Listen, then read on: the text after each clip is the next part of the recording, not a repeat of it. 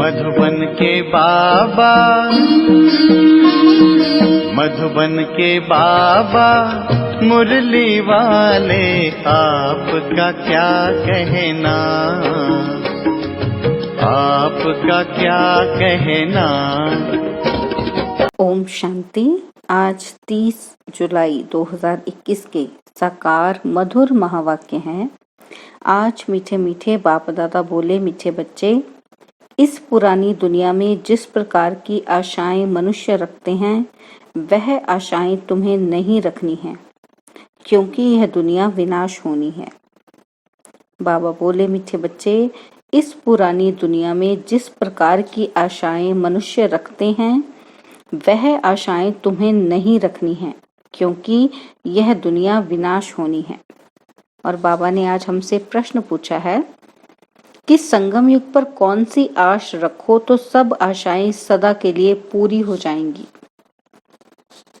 और उत्तर है कि हमें पावन बन बाप को याद कर उनसे पूरा वर्षा लेना है। सिर्फ यही आश हो, इसी आश से सदा के लिए सब आशाएं पूरी हो जाएंगी। आयुष्मान भव, पुत्रवान भव, धनवान भव, सब वरदान मिल जाएंगे। सतयुग में सब कामनाएं पूरी हो जाएंगी। बाबा कहते कि हमें क्या बनना है, सिर्फ पावन बनना है, और पावन बनकर याद करके बाप से पूरा वर्षा लेना है। और पूरे वर्षे में सब कुछ आ जाएगा, पुत्र आ जाएगा, धन आ जाएगा, लंबी आयु आ जाएगी। बाबा कहते हर एक वरदान मिल जाएगा, तुम्हारी सब कामनाएं पूरी हो जाएंगी। और आज मुरली का गीत है, तुम ही हो माता, तुम ही हो पिता, ओम शांति। मीठे मीठे रूहानी बच्चों अर्थात आत्माओं प्रति परम पिता परमात्मा यह समझा रहे हैं कि तुम जानते हो बेहद का बाप हमको वरदान दे रहे हैं। वो लोग आशीर्वाद देते हैं, पुत्रवान भव, आयुष्मान भव, धनवान भव। अब बाप तुमको वरदान देते हैं, आयुष्मान भव, तुम्हारी आयु बहुत बड़ी होगी। वहाँ पुत्र भी होगा तो वह भी सुख देने वाला होगा। यहाँ जो भी बच्चे हैं दुख देने वाले हैं। सतयुग में जो बच्चे होंगे सुख देने वाले होंगे। बाबा कहते अभी तुम बच्चे जानते हो, क्या जानते हैं हम, कि बेहद का बाप बेहद सुख का वर्षा दे रहे हैं। बरोबर हम आयुष्मान धनवान भी बनेंगे। अभी कोई भी कामना दिल में नहीं रखनी है। तुम्हारी सब कामनाएं सतयुग में पूरी होनी है। इस नरक में कोई भी कामना नहीं रखनी है। धन की भी कामना नहीं रखो। बहुत धन हो, बड़ी नौकरी मिले, यह भी जास्ती तमन्ना नहीं रखना है। पेट तो एक पाव रोटी खाता है, जास्ती लोभ में नहीं रहना है। बाबा कहते जास्ती धन होगा तो वह खत्म हो जाना है। बच्चे जानते हैं कि बाबा हमको स्वर्ग का मालिक बनाते हैं। अब बाप कहते हैं दे दान तो छूटे ग्रहण। कौन सा दान दो? यह 5 विकार हैं, यह दान में देने हैं। तो ग्रहचारी छूट जाए तो तुम 16 कला संपूर्ण बन जाओ। बाबा कहते तुम जानते हो हमको सर्वगुण संपन्न 16 कला संपूर्ण यहाँ बनना है। 5 विकारों का दान देना पड़ता है। बच्चों को बाप कहते हैं मीठे बच्चों, आश कोई भी नहीं रखो सिवाय बेहद के बाप से बेहद का वर्षा लेने। बाकी थोड़ा समय है, गाया भी जाता है, बहुत गई थोड़ी रही।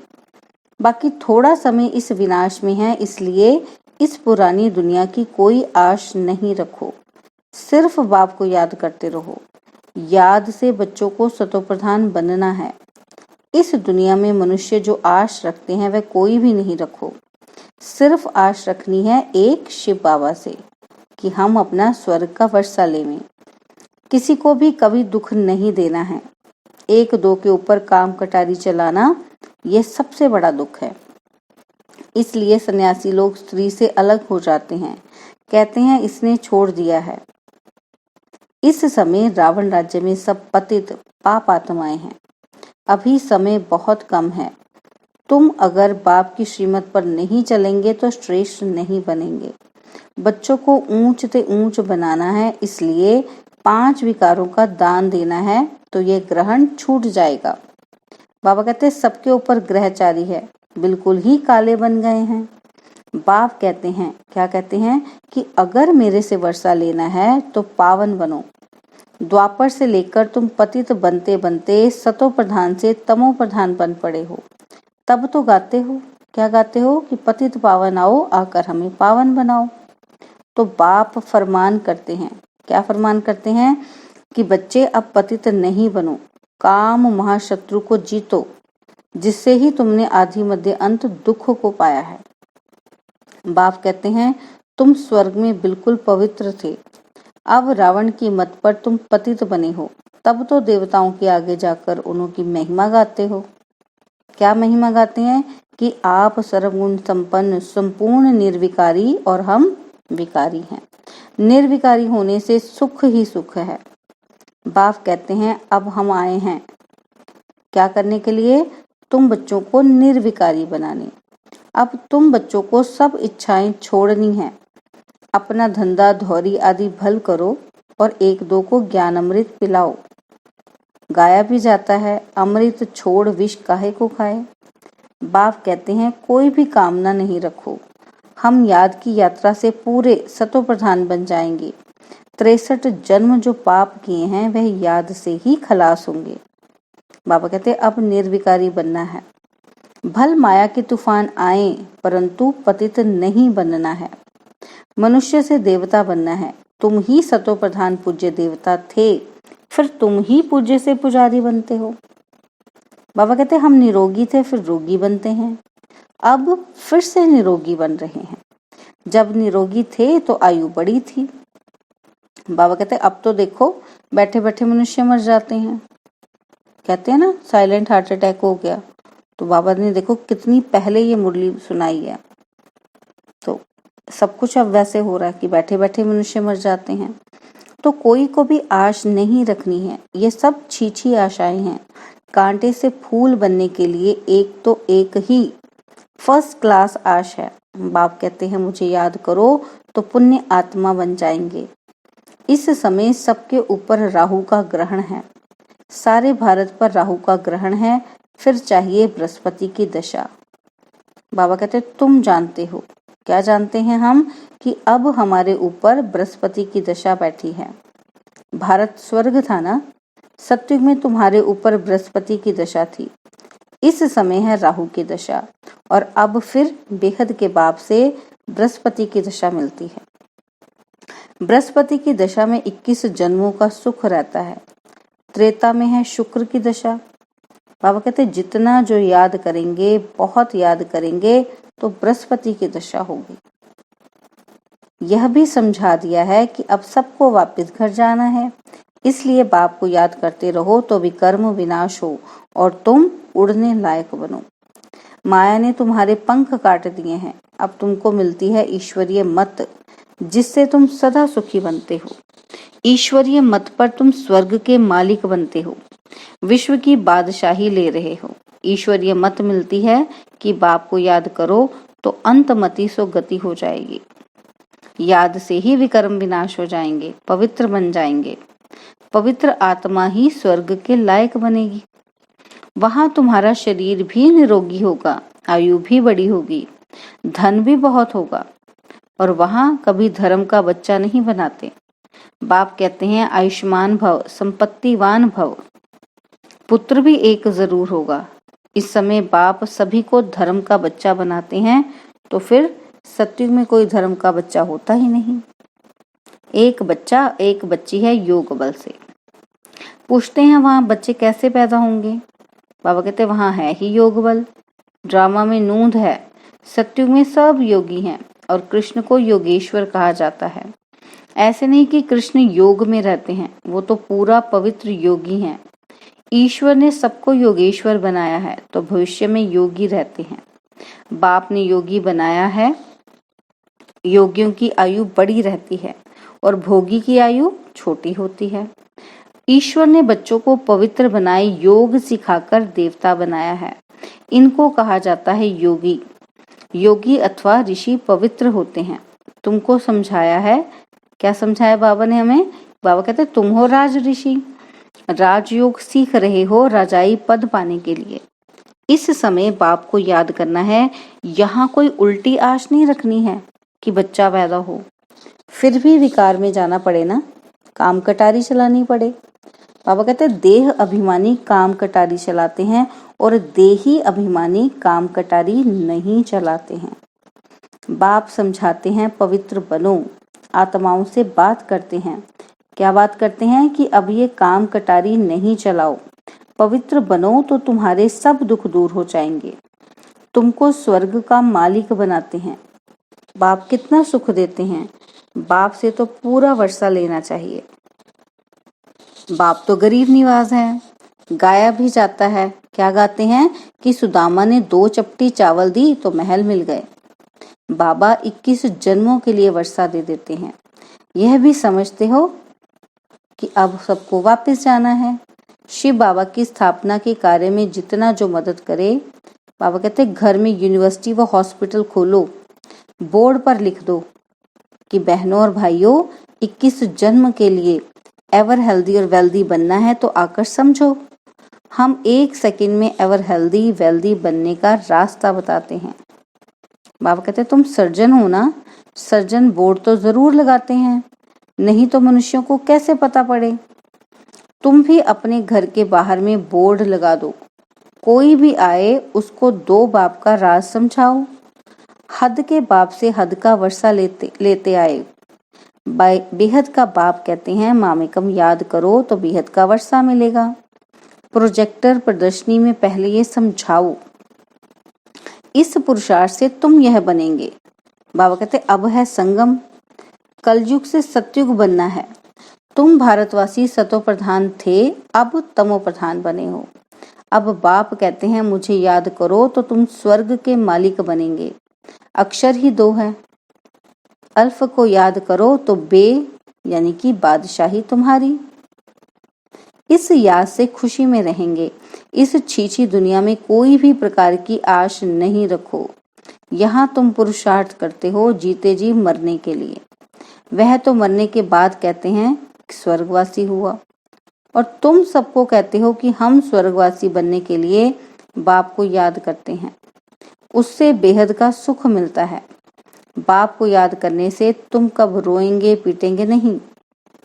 तूफान माया के आते हैं, उसका ख्याल नहीं करो। माया के तूफान तो आएंगे। बाबा कहते ये है युद्ध। संकल्प विकल्प आते हैं तो मुफ्त में टाइम जाता है। तूफान तो पास हो जाएगा, सदैव थोड़ी रहेगा। सवेरे उठकर बाप को याद करना है, बाप से वर्षा लेना है, यह धुन अंदर लगी रहे। बाप और कोई तकलीफ नहीं देते हैं, सिर्फ बाप को याद करना है और सबको भूल जाओ। यह सब मरे हुए हैं, आपस में यही बातें करते रहो। बाबा अब तो सिर्फ आपको ही याद करेंगे, आपसे स्वर्ग का वर्षा लेंगे।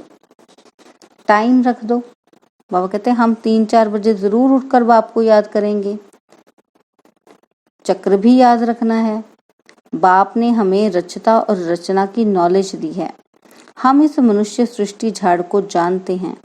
हम 21 जन्म कैसे लेते हैं ये बुद्धि में है। अभी फिर हम जाते हैं स्वर्ग में, फिर से आकर पाठ बजाएंगे। हम आत्मा हैं, आत्मा को ही राज्य मिलता है। बाप को याद करने से वर्षे के हकदार बन जाते हैं। यह राजयोग है। बाप को याद करते हैं।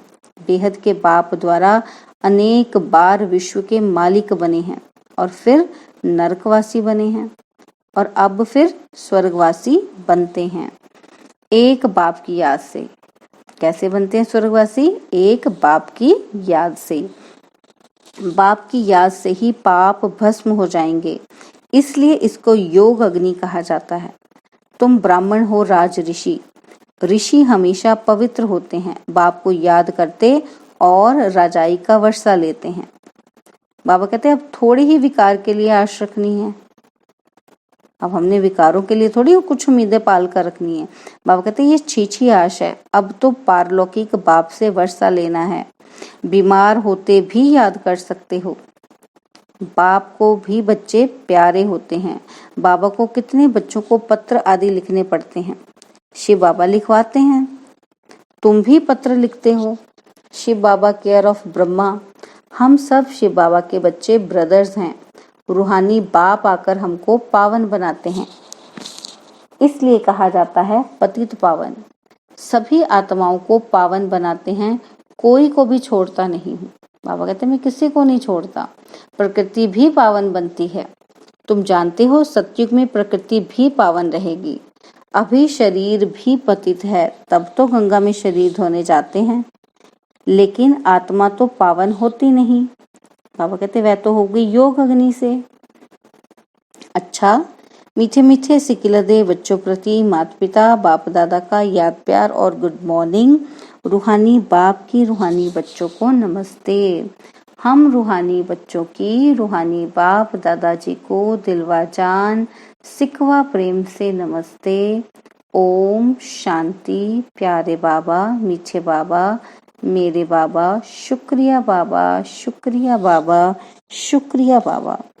धारणा के लिए मुख्य सार है कि इस कलयुगी दुनिया में कोई भी उल्टी आश नहीं रखनी है। संपूर्ण सतो प्रधान बनने के लिए ईश्वरीय मत पर चलना है। और सेकंड पॉइंट है पावन बनकर वापस घर जाना है। यही एक आश रखनी है। अंतमति सोगति, माया के तूफानों में समय नहीं गंवाना है।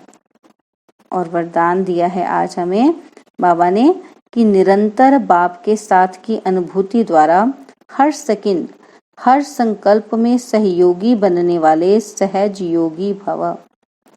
निरंतर बाप के साथ की अनुभूति द्वारा हर सेकंड हर संकल्प में सहयोगी बनने वाले सहज योगी भव। जैसे शरीर और आत्मा का जब तक पार्ट है तब तक अलग नहीं हो पाती है, ऐसे बाप की याद बुद्धि से अलग ना हो, सदा बाप का साथ हो, दूसरी कोई भी स्मृति अपने तरफ आकर्षित ना करे, इसको ही सहज और स्वतः योगी कहा जाता है। ऐसा योगी हर सेकंड हर संकल्प हर वचन हर कर्म में सहयोगी होता है। सहयोगी अर्थात जिसका एक संकल्प भी सहयोग के बिना ना हो। ऐसे योगी और सहयोगी शक्तिशाली बन जाते हैं। और स्लोगन है समस्या स्वरूप बनने के बजाय समस्या को मिटाने वाले समाधान स्वरूप बनो। स्लोगन समस्या स्वरूप बनने के बजाय समस्या को मिटाने वाले समाधान स्वरूप बनो। ओम शांति।